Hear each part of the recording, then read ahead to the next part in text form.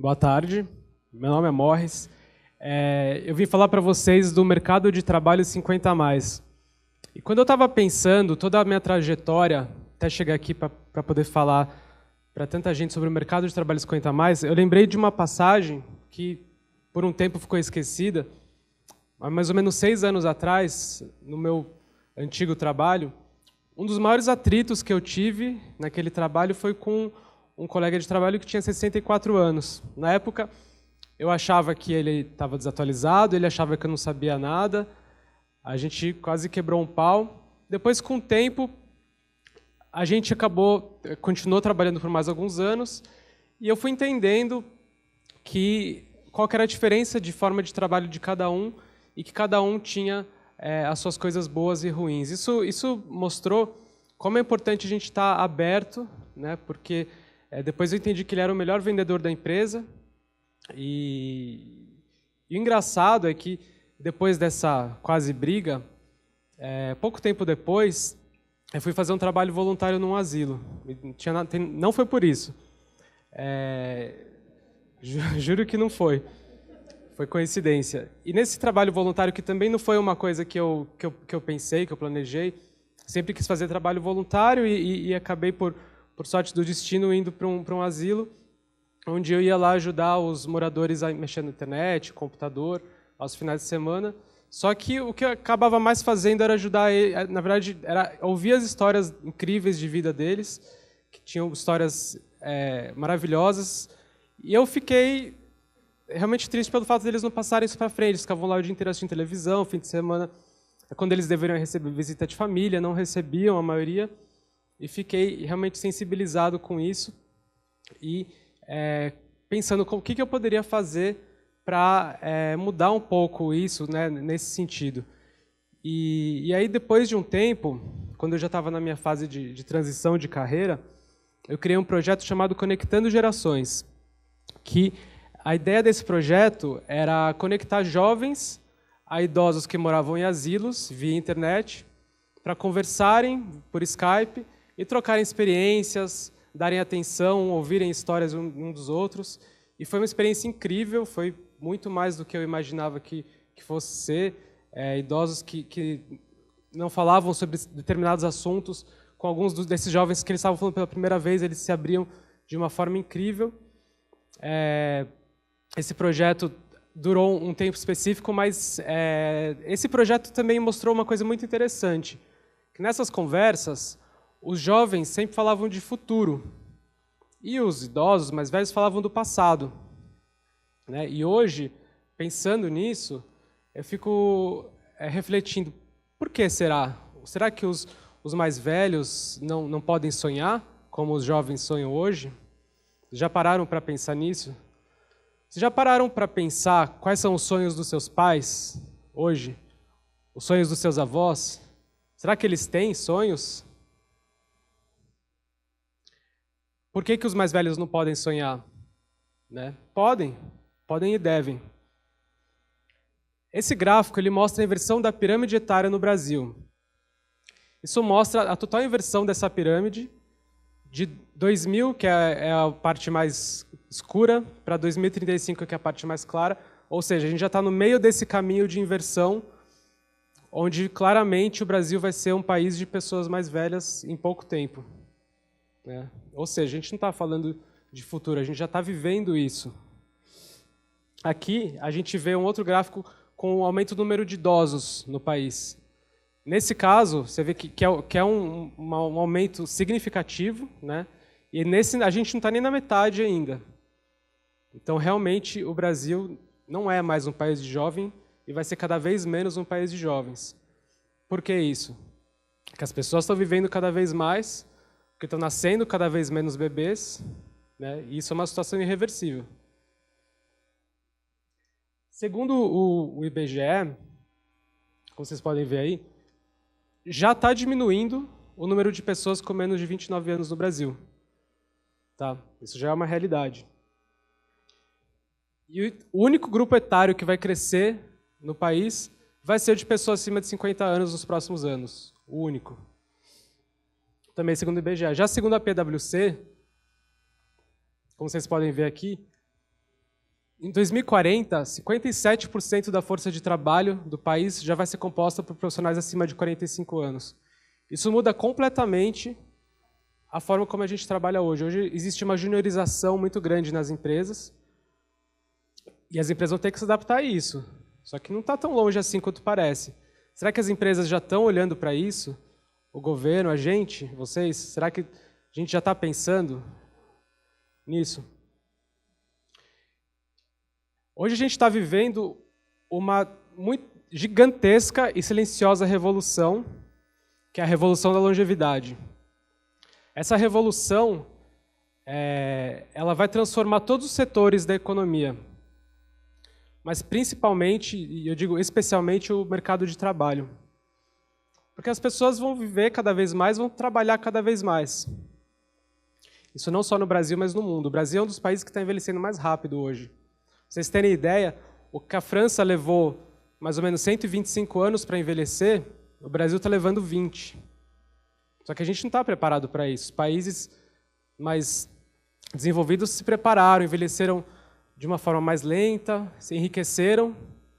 A gente não está preparado nem estruturalmente, não existe uma cultura que valoriza.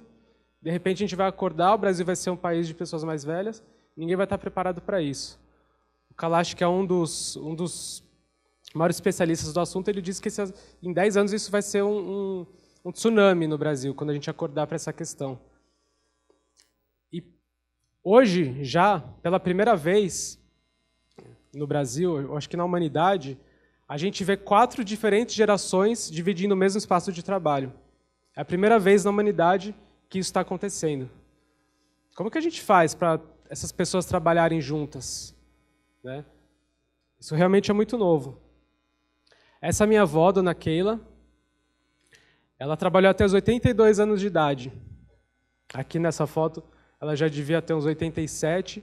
Em 2013, ela faleceu com 91 anos. Ela, um dia indo para o trabalho, quando ela estava lá com seus 82 anos de idade, super bem de saúde, super ativa, ela caiu na calçada, se machucou e resolveu parar de trabalhar.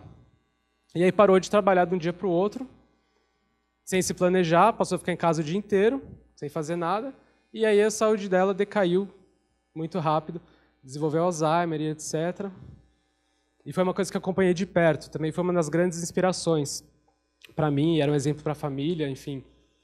E por que isso? Porque ela não sabia que ela ia viver tanto. Para vocês terem ideia, quando ela nasceu nos anos 20, no Brasil, a expectativa de vida era 34 anos.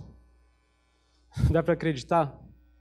Então ela não sabia, ninguém avisou ela que ela ia viver tanto tempo. Pois é, hoje a expectativa de vida no Brasil é 75, quase 76 anos. Só que quem está nascendo hoje no Brasil, com certeza vai viver mais de 100. Aliás, dizem que a pessoa que vai viver 150 anos já nasceu. Então qual que é a diferença? A grande diferença é que hoje a gente sabe que vai viver muito tempo. Porque a tecnologia, o avanço da medicina, a informação faz com que a gente saiba que a gente vai ser mais longevo, né? E o que a gente está fazendo? Será que a gente está se preparando direito para isso? Será que a sociedade está se preparando para isso, as empresas? Né? Então, esse senhor, um americano chama John Goodenough, ele tem 94 anos e ele acabou de registrar uma patente nos Estados Unidos de uma bateria de lítio que promete acabar com os combustíveis fósseis. Pra vocês terem uma ideia, com 94 anos, ele acabou de registrar essa patente. Se a gente visse uma foto dele, talvez sem terno e gravata, você imaginaria uma coisa dessas? A gente tem que começar a mudar esse mindset. E falando nisso, empresas como IBM, Coca-Cola, Rede Globo, KFC, Starbucks, sabe o que todas elas têm em comum? Todas elas foram fundadas por pessoas com mais de 50 anos. Os fundadores dessas empresas tinham de 50 para 60 ou mais anos. Então a gente não está falando só de futuro, a gente está falando também de presente, de passado. Né? A longevidade já é um fato hoje. Só que também a gente vê notícias tristes como essa. Infelizmente, hoje é muito difícil para as pessoas com mais de 50 anos, aqui no Brasil, tanto se manterem quanto se recolocarem no mercado de trabalho. Né? Com a crise, isso piorou, mas é uma questão muito mais de cultura do que econômica. Né? Tem um preconceito aí etário que é gigantesco. Então a gente vê notícias como essas ou como essa, que vão ser cada vez mais comuns. E aí, quando vocês tiverem essa idade, já pensou como vai ser a carreira de vocês com 50 anos? Sim, porque quando você tiver 50 anos, pode ser que você esteja na metade da sua vida ainda. Né? E as reinvenções vão ser cada vez mais comuns. Você provavelmente pode estar na sua terceira, quarta carreira.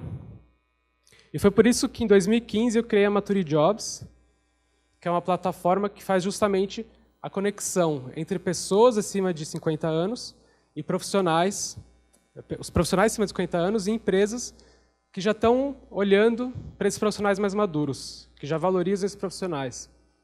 Né? Por tudo isso que eu falei, me levou a isso, né? Foi uma mudança total na minha carreira também. Eu sou engenheiro de software. Como eu falei antes, eu nunca imaginaria que eu estivesse fazendo isso. E, para mim, foi realmente está sendo um aprendizado enorme. Para vocês terem ideia, em um ano de plataforma online, a gente já tem mais de 45 mil pessoas cadastradas na Mature Jobs, mais de 500 empresas já colocaram vaga lá, com mais de 12 mil candidaturas. No mês passado, a gente passou de 120 mil acessos no site e mais ou menos 200 pessoas que já se recolocaram diretamente pela Mature Jobs. Por que diretamente? Porque a gente não fala só de emprego. A gente fala de empreendedorismo, a gente fala de economia compartilhada, a gente fala de tecnologia, de reinvenção, autoconhecimento, porque começou a vir demanda dessas pessoas por esses assuntos. No começo a gente achava que eles só queriam emprego, mas não. Eles começaram a nos procurar com demanda para esses assuntos. Então a gente começou a fazer cursos, eventos, e a gente viu que eles se empoderam muito só de saber que não estão sozinhos nessa situação. E muitos deles não querem emprego mais formal, fixo, eles querem outras alternativas. Então a gente mostra as alternativas para eles, e só o fato deles encontrarem um lugar que valoriza os profissionais mais velhos já traz um conforto enorme para eles. Eles se sentem acolhidos, eles se sentem empoderados, não se sentem peça de museu, como o Carlos, a Raquel, né, que viu uma luz no dia dela, e ela falou aí do encontro de gerações, que é uma coisa que a gente prega muito nas empresas, né, que é justamente como que a gente integra, como que a gente faz esse diálogo intergeracional nas empresas, que é aí que está a grande riqueza. É fazer com que o jovem aprenda com o mais velho e vice-versa, que eles ensinem e troquem juntos. Então, a gente também ensina as empresas a fazer essa integração, porque isso é essencial. Sem isso, não adianta. A coisa não dá certo. Tem que quebrar a barreira que existe, muitas vezes, dos dois lados. Então, eu queria perguntar para vocês, né, chegando em casa, pensem, perguntem para os seus pais, seus avós, quais são os sonhos deles hoje, mas pensem também quais vão ser os seus sonhos depois dos 50 anos. E como que a gente pode fazer com que hoje já, e não no futuro lá na frente, as pessoas possam sonhar com qualquer idade, possam fazer o que elas quiserem com qualquer idade. Que a gente não imponha limitações por causa da nossa cultura. Porque cada vez mais as pessoas vão poder fazer o que elas quiserem em qualquer idade. Isso é um fato. Eu não sei qual que vai ser o meu sonho ou os meus sonhos quando eu tiver 50 anos, mas eu tenho certeza que eu vou ter vários sonhos. Agora, hoje, eu sei que o meu sonho é que ninguém possa decidir pelos outros quando é hora de parar. Obrigado.